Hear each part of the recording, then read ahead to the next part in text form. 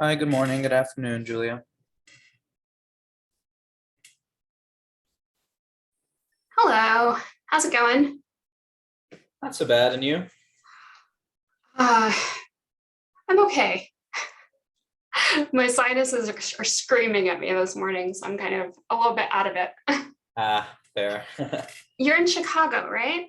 That's right, yes. How's the weather out there?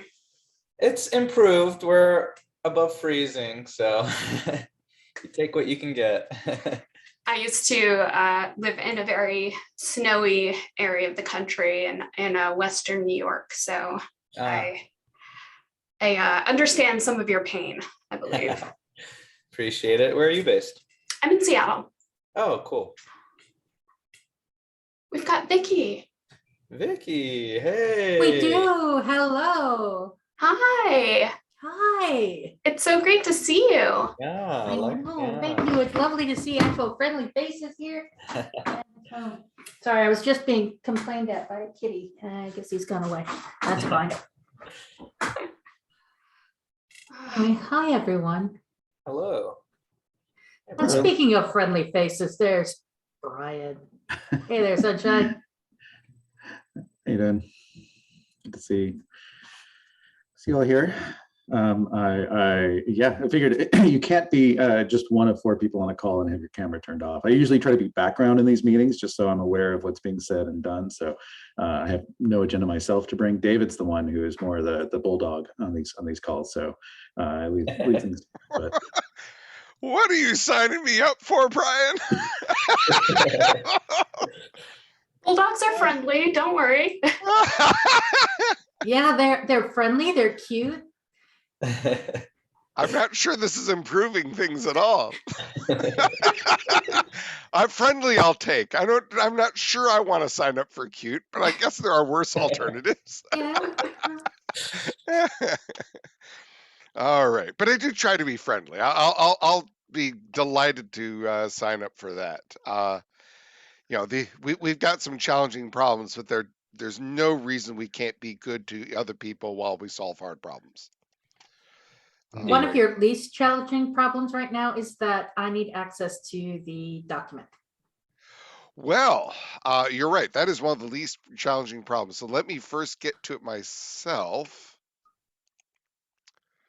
the meeting notes documents like this should be public facing. I mean, should be not require. I mean, they might need edit access. I can. Yeah, I think she's talking about edit access. But, okay. Oh, well, I Julia, just need who is asking? any access. Vicky. Okay, Vicky. Oh, yeah. This should be all right. So, only people. All right. So you know what? Let's see here. Anybody should be able to comment. You should. Absolutely. So let's see here. Can you post in the chat your email address and we'll get you added? Well, I'm just changing anyone on the link, anyone on the well, yeah, but I want to give her edit access also. But yes. Okay. The one for my Google crap is just post it on the chat because if you say it, I'll mistype it and Yeah. It's just my last name at gmail.com. And everyone can spell my last name so easily, right? Okay. I know that's right. It has just the right amount of vowels. Yeah, right. Yeah. All right, so I have now changed the settings. Anyone in the world can view this. I'm surprised it wasn't set that way already, but thank you for letting us know, because stuff happens, and you are now. You now have infinite power. With great power comes great responsibility. Okay. Just don't use that email address for anything else. I beg of you. Okay. So. Well, I just copied and pasted it into add the access, and I haven't done anything else with it. So, at least for me, that'll be easy. So. Good. I don't run a spam service if that's. Come on, David. There's an opportunity. There's an opportunity, but I truly hate spam. The phone spammers have made our phones, basically stolen our phones from us. Yeah. So I remember when phones were useful, and you know, it's not that they're obsolete, it's that we let them get taken over. Well, here's a pro tip. Don't give anyone your real phone number. Yeah, that actually doesn't help. There's Really? random dialers. Oh. Yeah, they just Oh, dial yeah. all numbers. You Oh know, yeah, and the friend spam where they yeah, get everything in your area code. they don't even worry about area codes. Just, you know, dial everything because it costs nothing, and you know your car warranty has expired, or you Yep. need Viagra or breast implants or whatever it is they're hawking today. This is Gerald from the Visa MasterCard security department. There you go. Microsoft has called me several times, apparently. Oh. It's just, but this, as I said, that we've let the scammers steal our phones from us. So I recently Right. turned on the function where it sends all unknown callers directly to voicemail, and I gotta say it's life-changing. I teach classes, a graduate class at George Mason University, so I don't feel I can do that because I don't have their phone numbers. But it is tempting. It is quite tempting. Looks like we have a good turnout today. It's wonderful. Figure we usually wait till 5 after the hour to formally start, so we can give it another minute or two.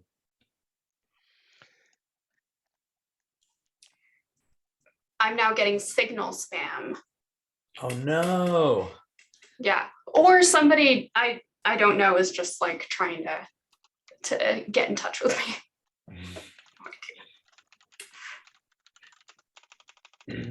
Getting a phone call from yourself, that's pretty funny too.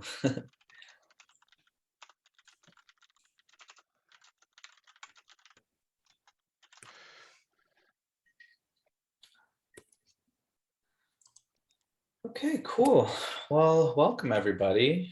This is what's the date today? The 10th? It's written on the document. Wow, February 10th, Securing Critical Projects meeting. Very happy to see you all. I think we're gonna have a good discussion today. Got a lot of updates. Typically, we like to start off with any introductions. Anyone who's new, we'd love for you to introduce yourself and how you are involved with open source and what brought you to the work group and things of that nature. Vicky, since I know you, I'm going to put you on the spot and call you first. And I'd love for you to introduce yourself. Oh, that's fine. I don't mind that. Hi everyone. I'm VM Brasseur, but because we're all friends here, you can call me Vicky. I am currently a director and senior strategy advisor at Wipro. We've recently joined OpenSSF, and now we're looking to see the best ways where we can make a difference to the security and open source community. Very cool. And I'm going to, are we doing handoffs to people, or are you going to do them all in here? If you'd like to do a handoff to someone but you're new too. So I guess anyone it's their first work group meeting, we'd love to hear from you and get introduced to you. Well, since I don't know who all is new, I'll step. Yeah, I'll go next. Hey, by the way, this is Shubhra Kar. First meeting. I think some folks in the community ping me, you should be attending this meeting. So introductions, I'm the CTO of the Linux Foundation, and been working on a lot of the tooling. We call that the LFX platform. One of that tooling does include a product called LFX Security that we have been building at the LF. Insights is another one which looked at like all the code contributions and criticality scoring and all that. So it's my immediate interest to collaborate with this group. Wonderful. Hi, thank you, Shubhra. Nice to see you. Looks like we have someone who raised their hand. Would you like to go next? Sure. I didn't want to jump over people since I'm new. I didn't know who else was new. My name is Melba, and I work for IBM. I'm a senior technical staff member focusing on supply chain security and product security for all of IBM. So this is a new role for me. I've been in it for a couple months. So this is my first meeting, first time being exposed to, open source community. So yeah, happy to be here. Wonderful. Welcome, Melba. Anyone else? Yeah, I'm Chris Ferris. I'm also from IBM. I'm an IBM fellow, and I actually helped stand up the OpenSSF back in the day. But I'll be also participating in this work group. Awesome. Hello and welcome, Christopher. Yep. Who else do we have? Hi. Hello. Oh, you can go first. Okay, thank you. Hi, Henry Yandel. I'm involved both with Apache and also on the open source program office at AWS, and just interested in listening and learning here. Hello, welcome, Henry. Caleb. G'day, I'm Caleb Brown. I work at Google on the open source security team with Jeff and Abhishek and others. This is actually a really crazy time for me to be here. Yeah, I decided to join because people are talking about Criticality Score, and that's something I'm working on at the moment. So, yeah. Cool. Welcome, Caleb, and thank you so much for joining at this hour. Anyone else? I'm Brian. I also work on the Google open source security team. Caleb, Jeff, and a few others. Well, hi, Brian. Nice. Some new folks today. That's great. Anyone else? Yeah, sure. I'll go. Yotam. I'm from Resilient, a cybersecurity startup based in Israel. I lead the vulnerability research team. Starting to get involved in a few OpenSSF working groups as well. Very cool. Hello and welcome.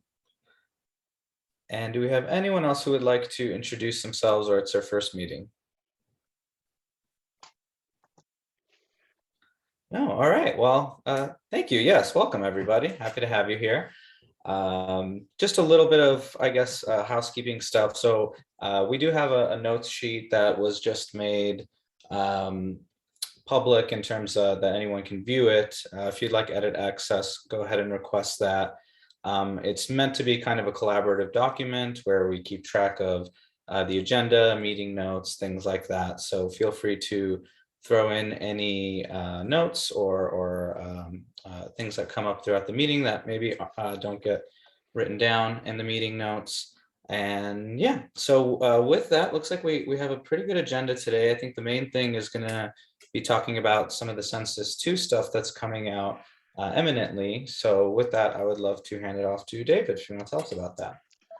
Okay, so yeah, hold up. So basically, the Harvard folks have a final draft of the Census 2 report. I tried to put some notes in there, so hopefully you can see from the notes some of this information.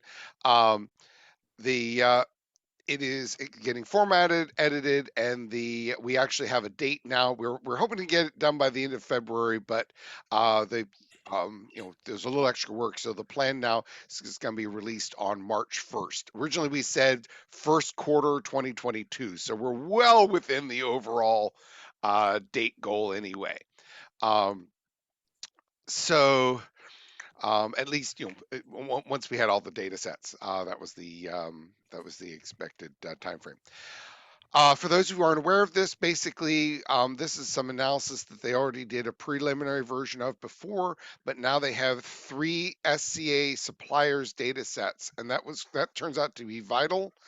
They have to have at least 3 to make a lot of data public because a number of these suppliers view a lot of this detailed information as proprietary and trade secret and kind of their secret sauce.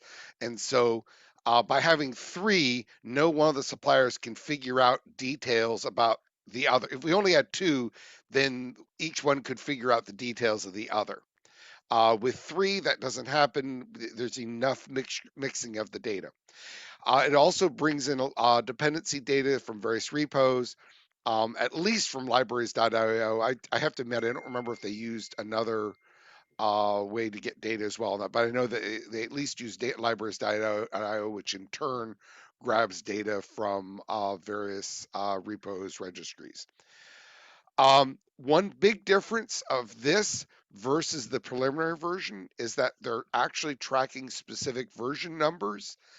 That's a lot more work. Back when I was at my previous employer, we actually had developed some algorithms to do this. Turns out that there are many ways to do it. many of which can take months and years, so that's not the right way. So we helped them a little bit with some of the algorithms to make sure that they could get that done in reasonable time. I'm not sure I want to give away too many grand secrets. I have read the draft. But I will note that you'll be shocked to know that not everyone uses the latest version of software.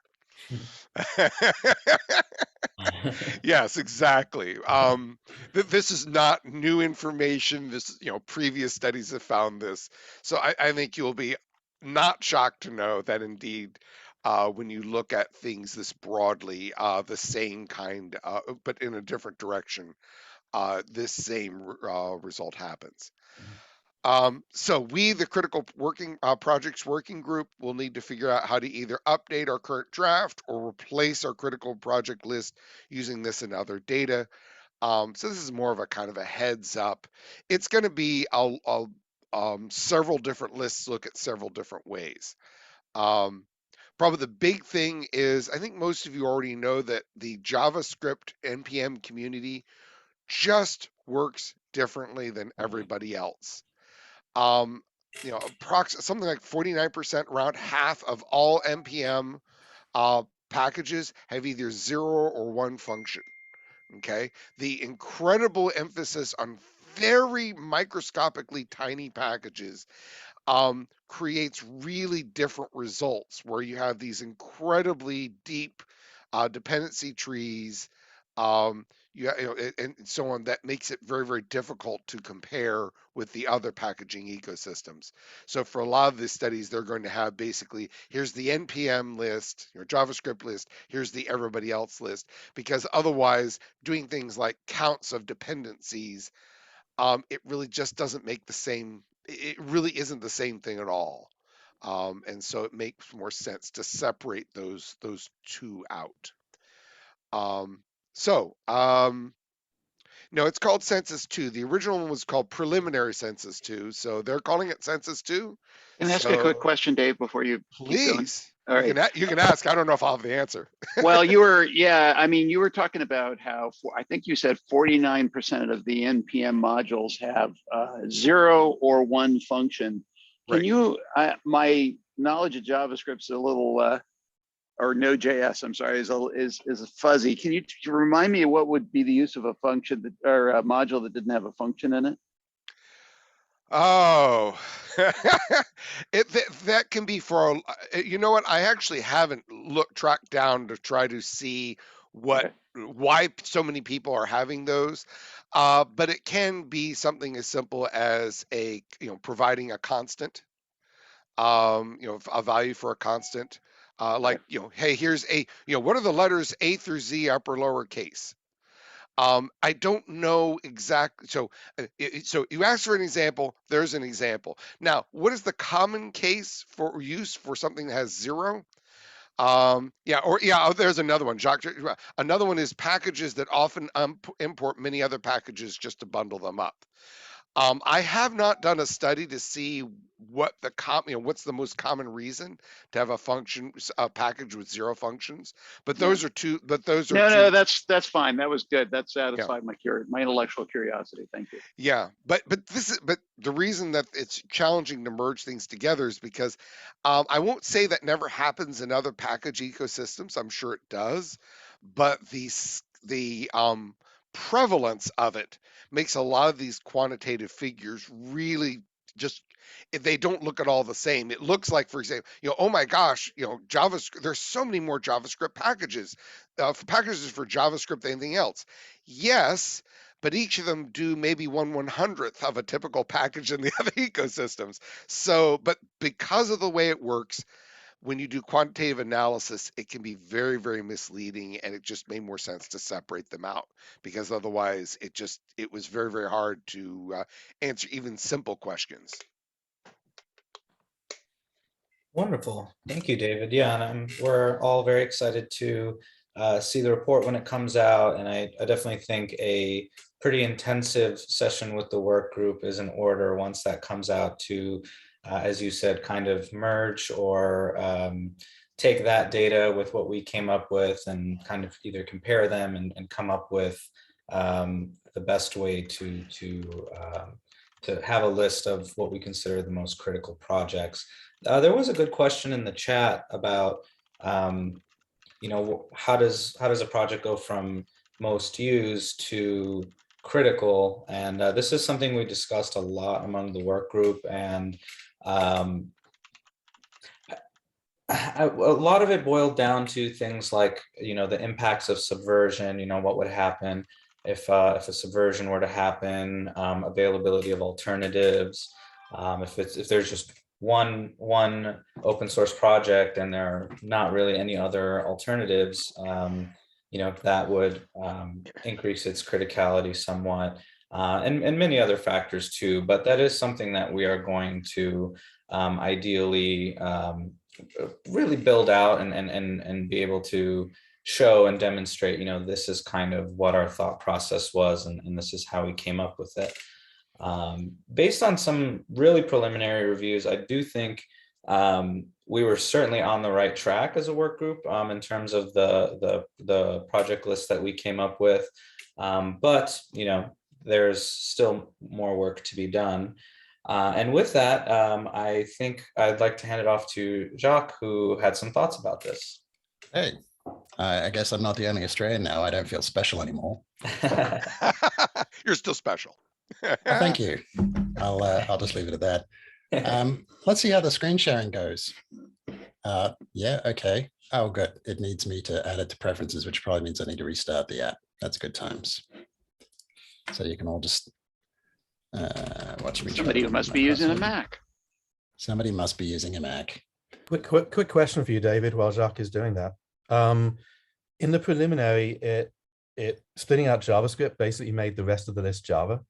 Does the draft get more diverse in the new version? You know, I hadn't looked at it for that way, but I believe the intent is, although the report will present information in various ways, but I think the intent is to also present a lot of data with CSV files and such. So basically, while I mean, you don't want to just dump people. Hey, we did an analysis and here's a big long list of data. But so I think the report's valuable for putting things in context. I believe the intent is to also share the more specific findings, which I would not be surprised if this working group basically you read the report, you got the big picture. Hey, let's jump in and look at more of the details. And so if for those kinds of concerns, I think really the best thing to do is, well, let's grab the actual, I don't want to say raw data because that's actually not true at all, but the more detailed results in a machine processable way, so that we can deal with the, yes, it's true, not everybody who doesn't run JavaScript is running Java. we all know that. Yeah, but we originally talked about trying to split it by per language, but I think that has its own complications. Okay, so thank you, David. Yeah, okay. Hopefully that helps anyway. So yeah, I think the goal is to give data so that we can deal with all those questions much more directly. Very cool. Thank you for the question and the response, David. Jacques, I think we can see your screen. Does everyone see it, the ranking software projects? All right, the floor is yours. The very carefully phrased alternative title. I'm glad there are a lot of new people here today because some of this will not be surprising to some of you. So let's get started. What are we trying to achieve? I would say that basically what we're looking at is the reduction of risk per dollar spent. That obviously has two elements. This has been one of my sort of bugbears, is continuing to hammer over and over that we need to distinguish between event frequency and event magnitude, and that reducing the risk exposure means reducing one or both of those. And how much are we talking about? If I was Australian, I'd say beep ton, very much. $1 trillion based on one estimate, and that's just for cybercrime. That doesn't even include cyber warfare. So what are we doing? We've got Alpha Omega, but Alpha Omega needs our help. They need us to slice the world into things that are Alpha and things that are Omega, which means we need to rank them and then apply a cutoff. And how much effort should we spend? Because we could do it quickly and just like throw the bones, or we could spend a lot of time. So what is the rational amount? And I would like to propose a thought experiment for what I call the Lib Nebraska Problem. I'm glad that David gets it. Thank you. The Lib Nebraska Problem is essentially that you've got that little skinny dependency that the entire internet stands on top of. What happens if we overlook it? How much would you pay to know about Lib Nebraska? Is a rational question to ask. Now, why is it hard to rank projects? Again, some of this might not be completely novel. First of all, incomplete data. Now we have the criticality score, and hello everyone who's worked on it. I hope you're not mad. But it does rely on an incomplete data set. And I would argue that it doesn't at the moment distinguish between frequency and magnitude. The signals that are inputs to it kind of do a bit of both. It's not orthogonal. It's also difficult to get various other inputs and various other outputs, like especially outputs. If you want to do any kind of like regression, or if you want to do anything fancy with machine learning, it's very hard to get the output that's predicted to use to train the model. The second one we all know is just that there are a hell of a lot of projects. In Alpha Omega, I believe they talk about 10,000 as the long tail, which is just an inhuman amount of ranking that's needed. But somewhere in that 10,000 is Lib Nebraska, just waiting silently for us to bring it to the forefront and win America's idol. And of course, the question is, who does the ranking? Any group of rankers is going to be biased in favor of some selection of projects. So how do we come up with, first of all, an unbiased group of estimators before we go to estimation? And there's a problem also of measurement fidelity. We need to be able to distinguish within the long tail. There's a real danger that if we just went with popular projects, we would have distinctions for, say, the first 50 or 100, and then there's just going to be long strings of things that are rated 20, and long strings of 19s and 18s and so on and so forth, where they're indistinguishable from each other. So we need something that's high enough fidelity that it can distinguish these long tails. So there we go. First thing we talked about last time I was here was voting methods. And this is a fatal mistake I made because I volunteered.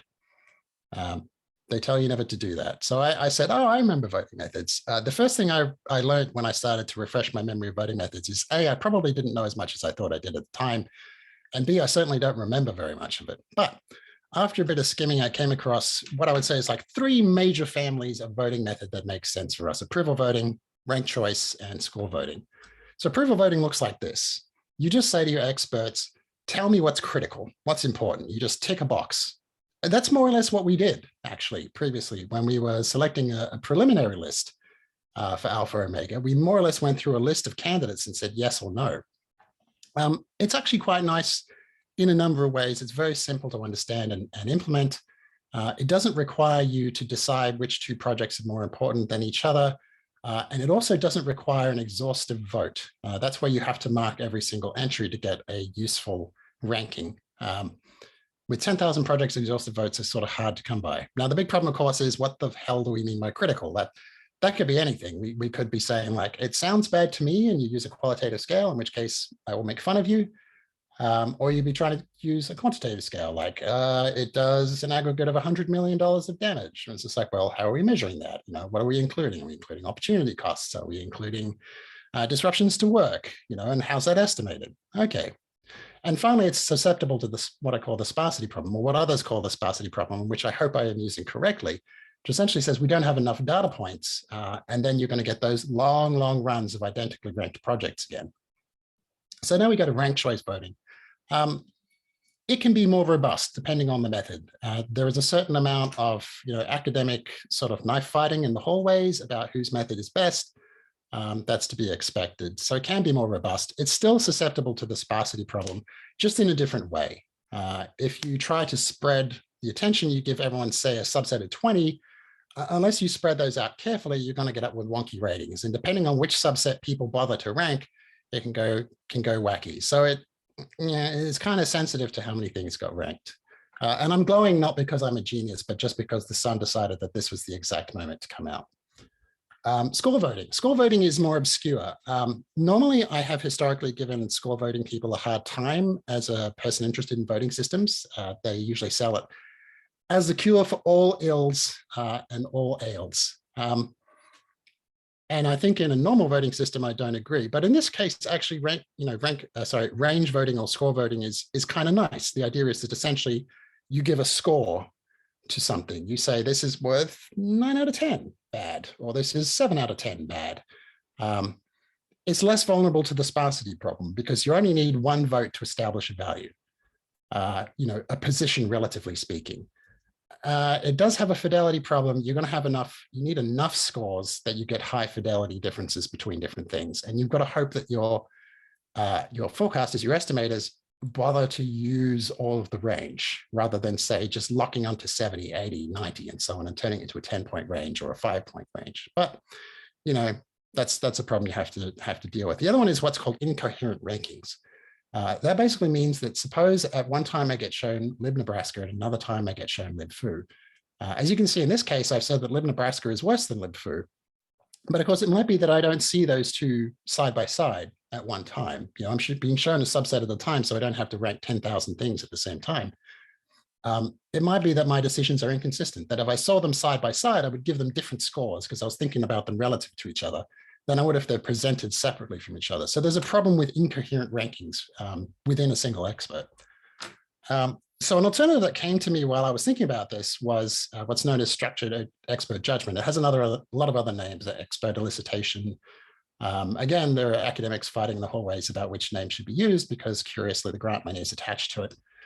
So what is it really, or why is it something that I'm suggesting? And really it's because when we ask people to rank projects, we're asking them to create a forecast of risk. We're saying, what is the bad? How much is the bad? When will the bad? And this is especially true for score voting. Score voting, if you squint at it and look at sideways, is essentially saying, what is the risk exposure on some linear scale, which is not quantitative. It's an ordinal scale of risk rather than some interval or ratio range. How it works is essentially you have your experts, you do a process called calibration, which essentially forces them to give better estimates than they would if they just walked in off the street and were asked to do it. You break the estimates down into two parts, frequency and magnitude, rather than having them just say how bad, because those things are orthogonal and it's very easy to be thinking of one or the other, but not both at the same time. The human brain doesn't work well with volumes and areas as a thing that it can give a linear estimate for. For each estimate, you get a confidence interval and you use some formulas to roll this all up. There's two very prominent ones, the Cook's classical model and Hubbard's applied information economics. Cook's classical model is more well-researched in the academia. Hubbard's model is more applied and has a whole bunch of industry projects under its belt.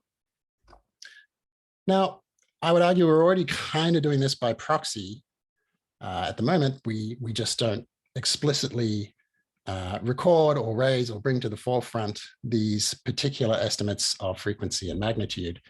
A nice thing about expert judgment is that you can slope in a whole bunch of fuzzy stuff.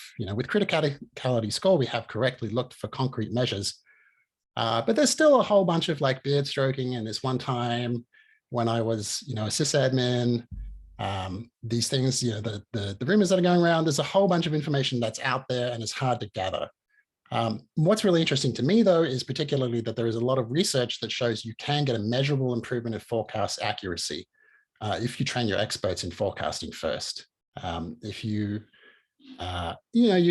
doing something like a voting system, you're probably not going to do that, and people are just going to go with what's in front of them. You're going to have the recognition problem, which I described earlier on. You're going to have the fact that something that is highly recognizable or well-known is subject to an availability bias. I don't remember seeing that slide. I don't know how it got skipped. And so things are essentially going to be given more weight simply because people have heard of them. And this is the really nice thing about expert judgment or eliciting expert judgment is that a single estimate or a single forecast gives you meaningful insight into Lib Nebraska. It will only take one person to give their interval, their confidence interval, to actually give you meaningful information that can distinguish it at a very fine grain from other projects in the set. Of course, the con is who has the damn time? This is a time-consuming proposal. You're looking at estimates, that are broken into two parts. They have to give potentially 2 or 3 numbers per part. So you're looking at 6 numbers per dependency. And it's just going to add up over a lot of time. I think it improves the estimation accuracy a lot, but we will have to think carefully about what kind of coverage, how you spread people around, what subsets people are done, what order things get presented in, what is the constituency. Those problems are all still there. Very quickly, we should keep score. There's an argument to be made that we gamify the sucker so that people can feel very proud about the quality of their estimates, but also it's been shown that feedback improves future forecasts. If people are miscalibrated, if they continue to receive feedback from a system about how they perform, they get more calibrated or better calibrated, and they improve their forecast accuracy.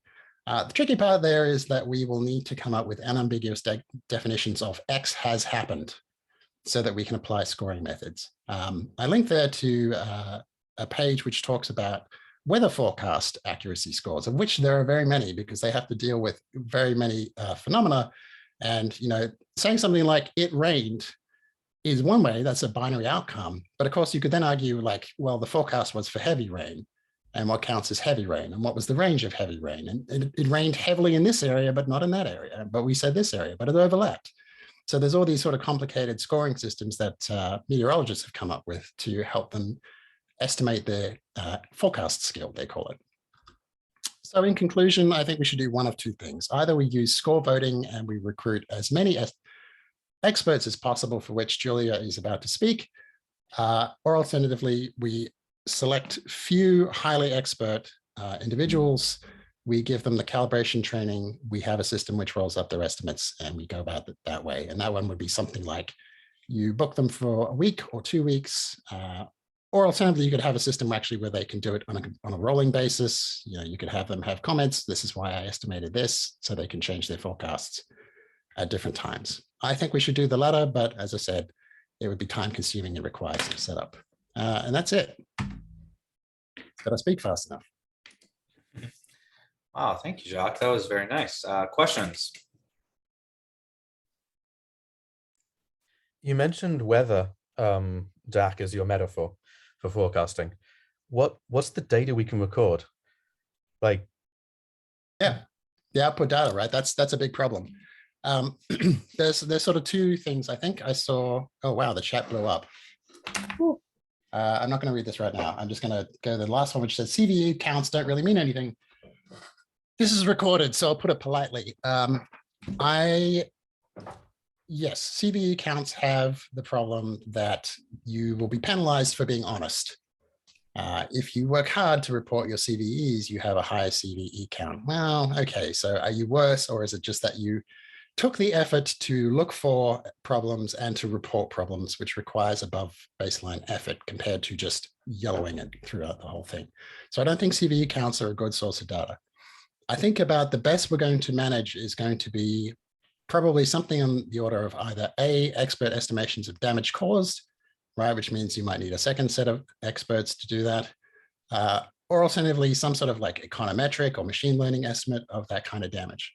So I expect that would happen in the long term is that these estimates would eventually be progressively replaced by some sort of regression model or some sort of machine learning model that use the weights as training, right? It uses the expert estimations as training of both the risk exposure and the risk realization to slowly make it easier to see an unseen project and say, okay, based on the available data, I am projecting that it's within this interval. I don't know if that answered your question or just hand waved it away. Well, it feels circular. It feels as though if we had that data, we'd use that as the criticality generator. And yes, we would. I'm struggling to see how we could solve the problem if solving the problem means solving the problem. If you see what I mean. Yes, touche. Yes, I think the best we're going to be able to get is expert judgment, whether that's expressed through an explicit expert judgment process or whether it's expressed through some sort of voting system. Yeah, my question, I'm trying to frame this in terms of a question. Thanks for the presentation, by the way, Jack. It was great. I feel so much smarter now about voting, at least. I know who to go to, though, if I had a question. The other question, though, that I keep coming back to, if we had this in place perfectly, would we have found log4j? Now, it's a stupid question because there's no answer. But there was an example of a Lib Nebraska, if there ever was one, with a 10.0 CV SS, you know, and yeah, it was somewhere on our radar, but I think the general weakness of a human-based expert system is probably those are the very ones who are overlooking this exact problem already. And you know, what's the basis of their judgment to vote on, right? It's based on whatever they know.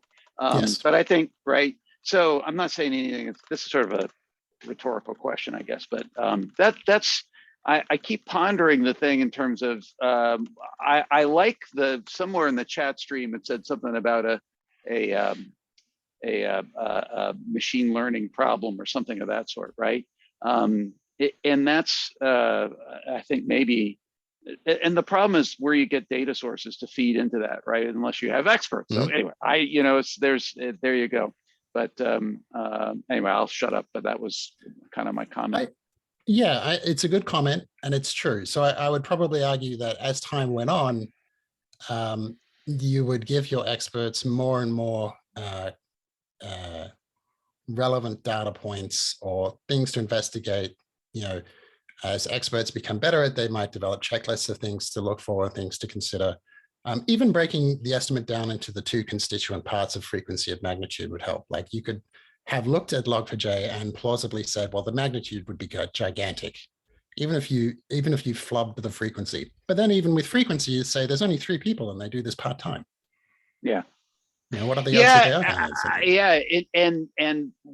And I guess the question is about the experts. You know, if I were smart and if you were me and I was smart, what I would do is I would not only go to all of the products that we use, but all of our IT sort of, you know, services that are in use, all of that sort of, that's sort of the set in which I would look into. And trust me, I don't know there's a human at my company, maybe there is, I just don't know, but has access to all of that data, right? Because that when you boil it down, that's drives the frequency metric, right? And probably a lot of people just hadn't had visibility to that huge set of, I have pretty good visibility on our use of our products, use of open source, but our IT side is I'm finding is a little harder to, you know, nail down. So anyway, that was just some, and then it's not just my company, but it's all the other sort of companies that are out there. And I have one of the tricky things about open source, I learned early on when I was launching the Octo project, you never know who's going to be using your stuff. That's something you'll just never, ever know. And that's one of both the beauties and the frustrations of open source is that who the heck is making use of it? You haven't a clue, right? And that's right. And that's an example of where our best available signal, our best available intelligence is going to be expert opinions. We're going to be relying on people who know or potentially know something. So you can imagine 2 experts, one of whom doesn't know much about log4j, but can imagine, well, it's a logging system, it's probably in a lot of places. They should give a very wide interval for their prediction. Whereas somebody who is very deep in the Java ecosystem is likely to give a narrow prediction. And you can combine both of these two. There's people who will probably just burst out of the ground yelling about Bayes, and they're right. So there's a Bayesian combination to be done there. I'm going to flick it now to Brian, who I think has got his hand up next. Yeah. So first, thank you for the presentation. Very informative. I wanted to build on top of the question about, you know, what is this output data looking like, and take it a step further and ask, you know, how do you envision someone looking at these forecast results and then taking an action based on them? Or I guess in other terms, you know, if I see the forecast is rain, I pack an umbrella for the day. Or if I see that in the security realm, if I have a CVE, I want that to trigger a patch being created. So what would the forecast, you know, results kind of trigger? I would say 2 things. One is, first of all, we would be applying a cutoff. So perhaps annually or biannually, we're recalibrating what falls into the alpha bucket and what falls into the omega bucket. One thing I didn't talk about in this presentation, but I thought about talking about what's like the really interesting problem is like the border region between alpha and omega, and how much churn is going to occur there is going to be a difficulty. But I think things that are like well clear are likely to stay well clear into the alpha bucket, and likewise, things that are deeper in omega are unlikely to burst up unless new information comes to light. One thing we can do though is look for movement or trends. You know, as experts revise their estimates, you would leave it open to do that or change their votes alternatively. you would look for things that start to trend up, or things that stayed at a relative baseline for a long time but started to drift upwards, right? And you'd be like, okay, so what's changing about that? And that would be true for criticality score as well. A paper I saw while I was going through actually proposed an alternative criticality score where the two factors were truck count, they call it. They had a way of computing the truck factor and just the raw number of ultimate dependencies fully realized. But that's an aside. Does that answer your question? Okay, David's next, I think. Yeah, so boy, there's so many different things I want to respond to. My brain is starting to pop off the things I wanted to say. Feeling. Yeah, so I think one of the key things to note is we do have, and for those of you who are just coming in, my apologies, because some of us are talking about things we previously discussed. We already have some data sets that we believe can be useful, and we know there's other data sets coming, in particular the Harvard study. All of them have weaknesses. Just a quick thing, the Harvard one is specifically tracing down dependencies, from applications. What that doesn't tell you is, applications as necessarily used as a whole. Okay, and so they're looking through the tracing through. The criticality score, the OpenSSF criticality score, looks at various measures that can be easily gotten. Right now, it really only looks at GitHub. A lot of projects don't use GitHub, and even for those who do, it looks really at things like activity. So, for example, the theory here is that something that's really, really active must be important. And that isn't necessarily a bad heuristic, but it is clearly imperfect.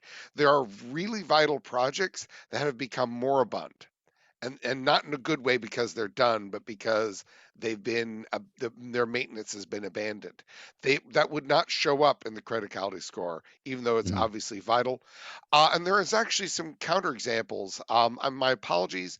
There was a project that's used at Cern that has one of the highest criticality scores because I'm not sure if you're familiar with how Cern works, but their papers tend to have over 1,000 authors. The list of authors is typically longer than the papers. So when you've got that kind of situation where you've got big project, you may have, tens of thousands of people adding a little bit of code to something, but it's only used in Cern. So, so none of these data sources are perfect, which is why this group, at least up to this point, has focused on let's gather as much data as we can, but we're going to have to depend on human judgment because of the sparsity of the incompleteness of the data set, the problems with each of those data sets. We can revisit that, but that's why Jacques is talking about these voting systems. How do we take this data and filter it through humans to get something that's more effective than any of the data sets we have? Thank you. Thank you, David. Shubhra, you have your hand up?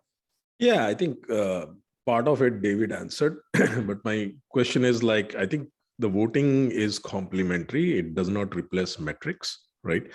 When you talk about metrics, if you look at, I get it, right? If you look at activity tracking on systems from GitHub and whatnot, a lot of projects are on Git, GitLab, Gerrit, whatever, right? But if you are able to start instrumenting and start looking at metrics of how many people are actually contributing, are the commits going up, down? If you start tracking metrics like who's downloading it, what's basically the behind the firewall enterprise usage of that, how many of these libraries are being pulled into by package managers or by CI systems. So even if the contribution has ceased to exist, it still might be part of a lot of builds, right? Like existing builds of those. I think metrics do add a lot of value. And I think there was another topic in there which talked about dependencies. Dependencies, again, at least in my team at the LF, what we have been doing is we're gathering a lot of these data sets, right? Just from the code perspective, like who's writing code, commits happening, who is merging, because that is also somewhat indicative, because many people who are building open source platforms or services on top of open source, they actually tend to be committers for the new stuff, right? But for the legacy stuff, which has stopped getting maintained, you might not see so much code activity, but that's another data stream you need to collect from behind the firewall. But the third stream is this dependency data, right? Say, okay, I have package A and I have like using 400 packages from the upstream, right? If we are able to get that data, we have been collecting it for at least Linux Foundation projects, not boiling the ocean. But if we are able to combine these data sets, then you have something which is a little bit more objective. And then, obviously, the voting mechanism is kind of the layer on top. Somebody has to take the judgment call, right? Because like surveys, we know the accuracy results of surveys are not very impressive, right? So I think that's kind of my perspective to this. I don't disagree. Yes, wonderful. Do we have cognizant any of final... time? Oh, sorry. Go ahead. I was just saying I'm cognizant of time and whether we have enough for Julia, so I wanted to make sure that we got a chance to move. Yeah. Don't worry about it. I won't take long. Oh, okay. But yeah, this is definitely a topic that is going to require some deep dives. So in the interest of time, I think if we all agree, we could definitely set time at a future work group meeting, maybe the next one, to focus on this topic specifically, because it is one of the main objectives of our work group. So does that sound good to everybody? Maybe at the next work group meeting. What do you think about that, Jeff? If we just kind of had like a deep dive into this. Yep, sounds good. Okay. Yeah, Amir, I think what I want to do is not endlessly debate, but eventually we need to pick this is what we're going to do this time around. It's okay if it's different than what we did last time. Last time we did rapidly, and I'm glad for that. And let's walk it through. But I don't want to debate it forever. Yeah. We're gonna have to walk that fine line of coming up with solutions, but also really putting everything we can into coming up with the best solution or the best method. So that's going to be that'll be a fun exercise as a work group. Okay, so we're at about 50 minutes past the hour. We will get Julia on now to talk about her proposal. Sure. I linked it in the agenda, and everyone who is a part of the Google group should have edit access. So feel free to edit directly. Basically, I'll just kind of talk through it. We need to figure out how to segment out the projects that we're looking for feedback on, the rankings that we're looking for feedback on. Since we already do pull out certain information about the projects, like language, I think that's the easiest and most logical starting place. And as David was talking about earlier, the ecosystems that these packages belong to have very different development practices, norms, communication methods, etc. And so asking folks to rank within their own or vote in some form or fashion, to Jacques' presentation, within their own ecosystem is probably going to give us the most meaningful data. I know nothing about the Rust ecosystem. It would be a mistake to ask my opinion on Rust packages. So my proposal is to identify leads for each ecosystem that we do identify, who will act as the hub for that ecosystem, and do the outreach for within their community norms and identify their primary communication mechanisms. And from there, we go to a public nomination process as well to avoid similarity bias. Because we don't want to just reach out to people that we know and communities that we know. We want to identify the folks that we don't as well. And so I think that's a key critical part of ensuring that we get representative viewpoints. So it's a very rough outline. I didn't want to make it overly prescriptive. I think our primary limiting factor is, we are all volunteers. Well, most of us are volunteers. I guess there are some people who are paid to be here. And we want to make sure that what we do is scalable. So however we decide to ask people to vote or provide input, we need to make sure that we're not duplicating work. So I do recommend that we have somebody who is overseeing the outreach program as a whole. So that's kind of the long and short. There's space for questions in the doc or here. I'm not sure who had their hand up from before and who has their hand up now. I saw that Vicky did put her hand up now. So in general, I think this is a very good idea. I mean, your example of Rust is dead on, right? And there's a difference as we've pointed out already, there's going to be a difference between JavaScript and, for instance, NPM JavaScript, right? And so there's certainly going to be having experts on their particular ecosystems makes total sense. My question is about that. You're essentially your one to public aspect there, going out to public to look for that Lib Nebraska, essentially. Well, we've got metaphors flying everywhere. Love it. So to spot that Lib Nebraska, that outreach itself, I think it's going to be very important we make sure we don't have more selection bias going on there, right? Yes. And that's going to be a tricky one that I think we need to make sure we cover, because me looking at my network is going to be a lot of overlap with like Julia, with Amir, with David. And so what does that outreach look like? I think will be very critical to the success of this effort. Yes, absolutely. What we're essentially trying to do is identify the unknowns and the gaps in our networks so that we don't hyper focus. Like you said, Vicky, if you and I did the outreach, we would be contacting all the OSPOs, right? Yeah. That would be our primary network. So yeah, absolutely. Yeah, I'm just want to avoid that airplane with the little red dots on it. I think that's going to be pretty important to avoid. Yes. Thank you for the question, Vicky. Henry, you have a question? This is more of a suggestion here, because it's feeling a bit like an either or in terms of the way the agenda's played it up. And my kind of guesstimate here on the behind the scenes feelings is that the working group needs to provide a list to Alpha and Omega sooner than later. But I really like I love the direction of this, Julia.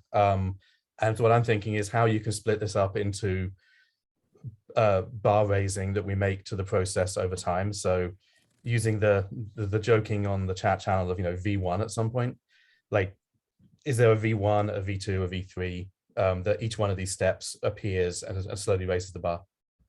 Because I imagine people will be like, we need alpha something soon. We need something. Yes, absolutely. I considered adding kind of phases to the doc, but I had already reached over 2 pages and I get kind of verbose. So I can absolutely add kind of the stages. I think that a future area of consideration is how to split up the candidate list further than just programming languages. And I did explore that a little bit in the project classification section. But yes, a rollout plan is definitely needed. And I do encourage you to add any comments or edit directly to the doc if you have ideas. I don't feel a particular sense of ownership of this. Well, thank you. Jeff, you have a question? Yeah, Julia, so just to clarify, ecosystem lead would be one of us in this meeting, not necessarily an expert in the area, but somebody that's in charge of trying to reach out to that ecosystem. I think it would be helpful if if the ecosystem lead had some knowledge of the ecosystem, but they don't need to necessarily be an expert. Like, again, my example would be, you probably don't want me reaching out to the Rust community. Makes sense. Okay, any final questions or comments for Julia? Yeah, I don't want to sound terribly like a wet blanket here. If the goal is hey, I want to reach out to various communities, all for that. I do want to be careful here. The Harvard study only looked at, for example, the language level communities, but those are by no means the only. System level packages. Nobody's systems works without those. Containers kind of matter, so we need to. Those are other ecosystems we need to include. Plugin system. There are plugin ecosystems for various systems that are all their own thing. On the other hand, I do worry that I touch a number of ecosystems, but my experience has been, even if you're involved deeply in an ecosystem, you only know a portion of it. I think JavaScript's probably one of the worst in that aspect. You can deeply know a whole set of JavaScript packages and never, it's incredibly fractured community. You may know React and a whole lot of things about React, and you've never seen Vue, you've never seen anything use Vue. The construct of what they use is foreign, and so even if even if you're involved in an ecosystem, you probably know it. So I think I'm not so sure I would want to go too far in the dependency on the ecosystem. I think what I'd really go is do you know something about this before you make an expert case on it? You may you may know a whole lot about something even though you're not generally involved with that ecosystem, or you may know nothing, in which case let's listen to the folks who know more about it. David, I absolutely agree. The languages is definitely just a starting point, and one of the key factors that I was considering is, what information do we already have that we can divide by? I really do love Nadia Egball's Roads and Bridges framework, which I do link in the document, but the problem is that it requires manual classification, and that just kind of increases the load of the work of what we need to do as pre-work. So it's a balance, and I think that as an iterative process, we do need to identify ways of further subdividing the ecosystems, because you're absolutely right. The container ecosystem, or the orchestration ecosystem, spans languages. It spans the classifications that we currently have, and that is a useful set of assessments as well. Wonderful, thank you. Ava, you had your hand up. I want to make sure we get to you before we conclude. Thanks. Yeah, I know we're at time. I will try to add my questions as question comments on Julia's doc. Love the start, Julia. Good. Thank you. Well, thank you.